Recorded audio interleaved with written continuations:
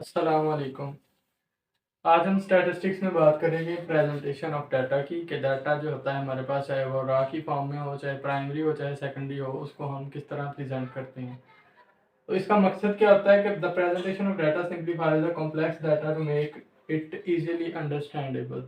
यानी presentation data को किसी भी फॉर्म में प्रेजेंट करने का मकसद ये होता है, जैसा कि हमने स्टार्ट में देखा था, कि फर्स्ट ऑफ ऑल हम डाटा कलेक्ट करते हैं, उसके बाद उसको हम एनालिसिस करते हैं, एनालिसिस करने के बाद इंटरप्रिटेशन करते हैं और उसके बाद हम प्रेजेंट करते हैं। ठीक है, तो प्रेजेंट करने का मकसद यही होता है कि जो कॉम्प्लेक्स डाटा है ना, जो हमारे पास रॉ की फॉर्म में हो, उसको हम इजीली अंडरस्टैंड कर सकें। ठीक है, तीन तरीके हैं जिनको यूज़ करते हुए हम डाटा को प्रेजेंट कर सकते हैं। The first one is classification, second one is tabulation यानी टेबल्स की फॉर्म में, और तीसरा जो है वो है ग्राफिकल रिप्रेजेंटेशन, ग्राफ की फॉर्म में हम रिप्रेजेंट करते हैं। सबसे पहले आता है क्लासिफिकेशन। क्लासिफिकेशन में क्या आ जाता है कि classification of data is into classes on the basis of certain properties की बिना पर जो डाटा होता है उनको हम डिफरेंट क्लासेस में तकसीम कर देते हैं। फॉर एग्जांपल, मेल जो है उनको हम अलहदा कर देते हैं, फीमेल अलहदा कर देते हैं, फिर उनकी एज, हमारे पास एक नंबर काफ़ी जो तादाद में हमारे पास लोग हैं उनको हमने डिवाइड करना है, यानी उनको प्रेजेंट करना जा रहे हैं। तो एक हम क्या करेंगे कि एक नंबर जो है वो मेल को दे लेंगे और ज़ीरो जो है वो फीमेल को दे लेंगे। यानी इस तरह से हम जो है जो हमारे पास कॉम्प्लेक्स डाटा है उसको इजीली हम अंडरस्टैंड कर सकेंगे क्लासेस में तकसीम करके। उसके बाद क्लासिफिकेशन में आ जाती है distribution. Arrangement of data according to the values of variable characteristics is called distribution. Variable characteristic, जैसे कि मैंने प्रीवियस लेक्चर में भी बताया था, वेरिएबल कैरेक्टरिस्टिक्स वो होती हैं जो person to person, place to place, individual to individual जो है वो चेंज होती रहती हैं। फॉर एग्जांपल, ये एक पर्सन जो है उसकी हाइट 6 फीट है, एक की 5.5 है। अकॉर्डिंग टू देयर हाइट यानी according to their variable characteristics हम क्या करते हैं, डिस्ट्रीब्यूशन करते हैं डाटा की। उसके बाद आ जाती है frequency distribution. Frequency distribution is table that divides observations in the data set into classes along with their frequencies. यानी जो हमने फ्रीक्वेंसी जो उसमें चेंजिंग आ रही हैं, तब्दीलियाँ आ रही हैं, उसमें जो यके बाद दीगरे चीज़ें, फॉर एग्जांपल एक सबसे पहले आता है, उसके बाद 2 3 4 5, इस तरह से तरतीब से जो हमारे पास चीज़ें आती हैं उसमें हम फ्रीक्वेंसीज ऑब्जर्वेशन, जो भी कोई ऑब्जर्वेशन हम करते हैं एनालिसिस करने के बाद, जो भी चीज़ें हम ऑब्जर्व करते हैं एक टेबल की फॉर्म में लिख लेते हैं, उसको हम कहते हैं फ्रीक्वेंसी डिस्ट्रीब्यूशन। अब हम बात करेंगे फ्रीक्वेंसी की, कि जब हम कोई भी डाटा को क्लासेस की फॉर्म में क्लासिफिकेशन उसकी कर लेते हैं, क्लासेस में डिवाइड कर लेते हैं, तो उसके बाद हम उसकी फ्रीक्वेंसी बनाते हैं। The number of observation in each class to as refer denoted as F. यानी जो हमारे पास क्लासेस होती हैं, एक क्लास के अंदर जो वैल्यू बार बार रिपीट हो रही होती है उसकी तादाद जितनी बार वो रिपीट हुई होती है उसको हम नाम दे देते हैं एफ का, यानी फ्रीक्वेंसी का। या इसकी एक और definition, the number of times a certain value और क्लास ऑफ वैल्यूज अकर्स।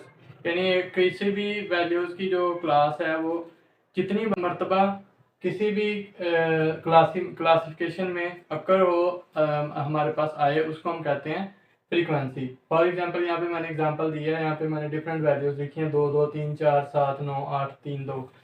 इसके अंदर जो दो की फ्रीक्वेंसी है वो है 3, यानी जो 2 है वो 3 मरतबा है। इसी तरह अगर हम 4 की फ्रीक्वेंसी देखें, वो 1 मरतबा है, उसकी फ्रीक्वेंसी क्या है, 1। यानी जितने मरतबा कोई वैल्यू जो है वो रिपीट हो रही है किसी भी क्लास में, उसको हम कहते हैं उसकी फ्रीक्वेंसी, तादाद। ठीक है, और उसके बाद फ्रीक्वेंसी दो तरह की है, एक रिलेटिव फ्रीक्वेंसी है, दूसरी जो है वो क्यूमुलेटिव फ्रीक्वेंसी है।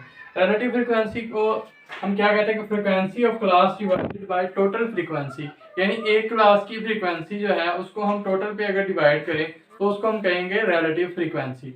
इसी तरह R F is equal to F over summation F. Summation का जो साइन है ये रिप्रेजेंट करता है सम को, सारी चीज़ों के मजमूए को। ठीक है, यानी सभी जो हमारे पास फ्रीक्वेंसीज हैं उनके सम पे हम हमारे पास जो एक क्लास की फ्रीक्वेंसी है उसको डिवाइड करें तो ये हमारे पास आ जाएगी रिलेटिव फ्रीक्वेंसी। उसके बाद है cumulative frequency, sum of all frequency values that come before respective value. यानी फॉर एग्जांपल, ये मैंने यहाँ पे एक एग्जांपल दी है कि हमारे पास डिफरेंट तरह के ग्रुप्स हैं, स्नैक है, कैट्स, लायंस, डिफरेंट एनिमल्स के जो ग्रुप्स हैं उनके हम फ्रीक्वेंसी बना लेते हैं। उसके अलावा उसकी क्यूमुलेटिव फ्रीक्वेंसी मालूम करते हैं और रिलेटिव फ्रीक्वेंसी।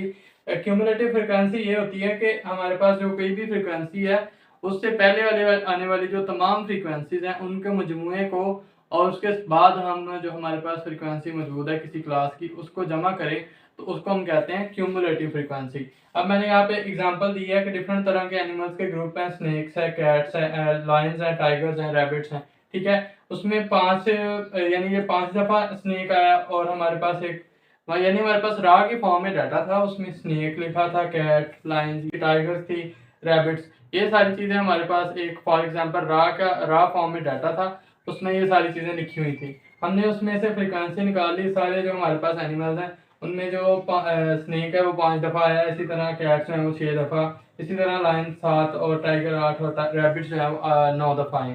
तो इसका जो समीशन होगा ना, जो हम रिलेटिव फ्रिक्वेंसी के अंदर यूज़ करेंगे वो हमारे पास आ जाएगा 35।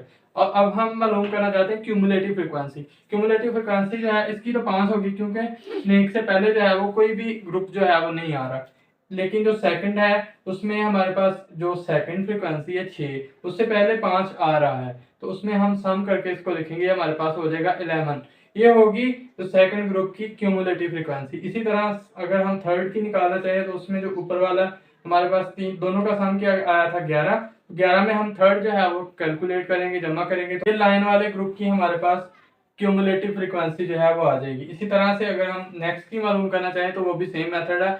जो हमारे पास प्रीवियस फ्रिक्वेंसीज मौजूद है ना उनके जो सम होता है उसमें हम जो हमारे पास रिस्पेक्टिव वैल्यू है उसको कैलकुलेट जमा करके हम क्यूमुलेटिव फ्रिक्वेंसी मालूम कर सकते हैं। इसी तरह रिलेटिव फ्रिक्वेंसी मालूम करने का फार्मूला मैंने यहाँ पे लिखा है कि एफ ओवर समीशन एफ।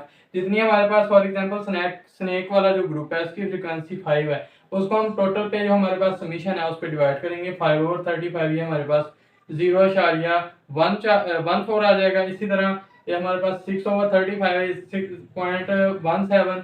इस तरह अगर हम लाइन की मालूम करना चाहें, लाइन वाला जो ग्रुप है उसकी रिलेटिव फ्रिक्वेंसी, तो ये हमारे पास 7 ओवर 35 यानी 0.20 आ जाएगा। इसी तरह बाकी ग्रुप्स की भी हमारे पास रिलेटिव फ्रिक्वेंसी आ जाएगी। इस तरह से हम जो है डिफरेंट ग्रुप्स की फ्रिक्वेंसी, उसके अलावा रिलेटिव फ्रिक्वेंसी और क्यूमुलेटिव फ्रिक्वेंसी जो है वो फाइंड कर लेते हैं।